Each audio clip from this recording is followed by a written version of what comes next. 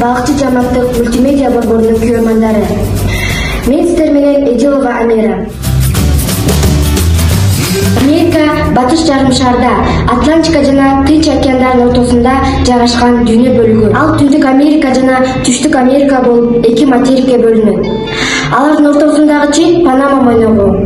Эки материктин эзелден бери жашаган калкы индейлер.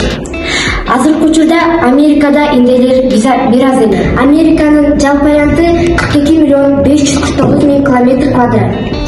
Ал эми калкы 953 миллиондон ашык адам. Мамлекеттеринин саны 35 мамлекет түндүк түштүк. Көз каранды мамлекеттердин саны 25. Тилдери: англис, француз, испан, португал, гуарани, астек тилдери жана башкалар. Дайыма биз менен бирге болуңуздар, өл бурмаңыздар.